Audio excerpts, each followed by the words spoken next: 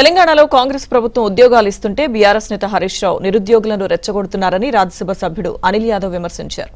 ఉద్యమ సమయంలో కూడా ఇలాగే విద్యార్థులను రెచ్చగొట్టారన్నారు. ప్రధాని మోదీ ఇస్తానన్న ఉద్యోగాలు ఏవని ఎంపీ ప్రశ్నించారు. ప్రతిపక్షాల పిచ్చి కోరికలన్నీ సీఎం రేవంత్ ఖచ్చితంగా నిజం చేస్తారంటున్న ఎంపీ అనిల్ యాదవ్తో మా ప్రతినిధి Siddharth face to face. BRS party నిరుద్యోగ బాకీ కార్డును విడుదల చేసింది. ఇదే అంశంపై మనతో మాట్లాడడానికి రాజ్యసభ సభ్యుడు అనిల్ కుమార్ యాదవ్ ఉన్నారు. ఆయనతో మాట్లాడదాం. సార్, ఎన్నికల కోసం విద్యార్థులను నిరుద్యోగులను విపరీతంగా వాడుకుంది కాంగ్రెస్ పార్టీ. ప్రభుత్వంలోకి వచ్చిన తర్వాత వాళ్ళకు ఉద్యోగాలు ఇవ్వట్లేదు. వాళ్ళతో పాటు రాహుల్ గాంధీ ఇచ్చినటువంటి వాగ్దానాన్ని కూడా మర్చిపోయారని బీఆర్ఎస్ పార్టీ విమర్శిస్తుంది. ఏం చెప్తారు వాళ్ళకు?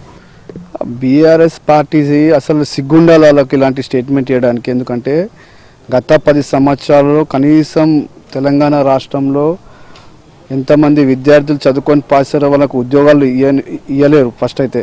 తర్వాత కనీసం వాళ్ళ గురించి పట్టించుకోలేరు.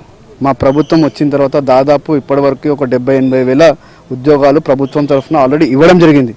అంతేకాకుండా ఇంకా చాలా సెక్టర్లలో కూడా ఏవైతే వేకెన్సీస్ ఉన్నాయో అవి కూడా తీసుకొచ్చి మేము ఆల్రెడీ ఏదైతే కమిట్మెంట్ ఇచ్చినామో రాగానే ఉద్యోగాలు భర్తీ చేస్తామని చెప్పి భర్తీ చేసి చూపెట్టినాం. మనం చూసాం నిన్నగాక మొన్న కూడా చాలామంది వాళ్ళకు ఉద్యోగాల మన సర్టిఫికేట్స్ కూడా ప్రభుత్వం తరఫున ఇవ్వడం జరిగింది. ఈ ప్రభుత్వం 10 సంవత్సరాలు బీఆర్ఎస్ ప్రభుత్వం పనిచేసిన విధానం చూసినట్లయితే వాళ్ళు విద్యార్థులకు మిస్లీడ్ చేసిరు. విద్యార్థులు మిస్లీడే కాకుండా వారిని ఏ విధంగా యూజ్ చేసుకురంటే గతంలో తెలంగాణ ఎడ్యుకేషన్ అప్పుడు కూడా బీఆర్ఎస్ పార్టీ విద్యార్థులను వాళ్ళు యూజ్ చేసుకురు. మా పార్టీ ఇచ్చిన కమిట్మెంట్ మీద ఉంది. రాగానే మేము దాదాపు 70-80 వేల మంది విద్యార్థులకు కావచ్చు ఉద్యోగాలు ఇవ్వడం జరిగింది. సెంట్రల్ యూనివర్సిటీ సెంట్రల్ లైబ్రరీకి వచ్చి వాగ్దానం ఇచ్చినటువంటి ప్రియాంక గాంధీ, రాహుల్ గాంధీ ఇప్పుడు పత్తా లేకుండా పారిపోయారు అనేది వాళ్ళు చేస్తున్నటువంటి విమర్శ. ఏడికి పారిపోయారు అంటే వాళ్ళకి చెప్పిరా పారిపోతున్నామని?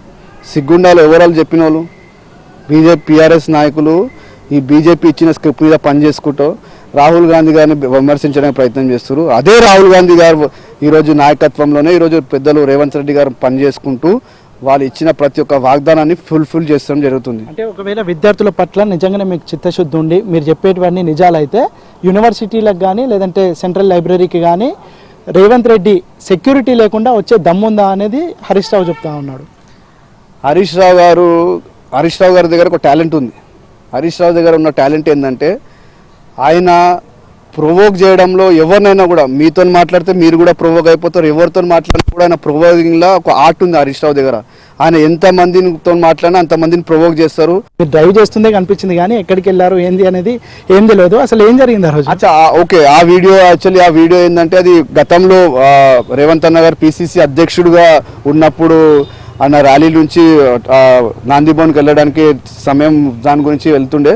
దాన్ని ఇమీడియట్లీ బుల్లెట్ పైన నన్ను తీసుకెళ్ళడం జరిగింది. ఓకే, ఇది మొత్తానికైతే విద్యార్థులకు నిరుద్యోగులకు గత ప్రభుత్వం కంటే కాంగ్రెస్ ప్రభుత్వం వచ్చిన తర్వాత చాలా ఉద్యోగాలు ఇచ్చింది. కానీ ఇటు బీఆర్ఎస్ కానీ బీజేపీ కానీ విద్యార్థులను మిస్లీడ్ చేస్తున్నారు. ఇప్పటికైనా విద్యార్థులు కానీ నిరుద్యోగులు కానీ ప్రతిపక్షాల మాటలు వినకుండా ప్రభుత్వం తీసుకొస్తున్నటువంటి నోటిఫికేషన్లను శ్రద్ధగా చదువుకొని ఉద్యోగాలు తెచ్చుకోవాలని ఎంపీ అనిల్ కుమార్ చెప్తా ఉన్నారు. వీడియో జర్నలిస్ట్ నిరంజన్తో సిద్ధార్థ, ఏబిఎన్ ఆంధ్రజ్యోతి, హైదరాబాద్.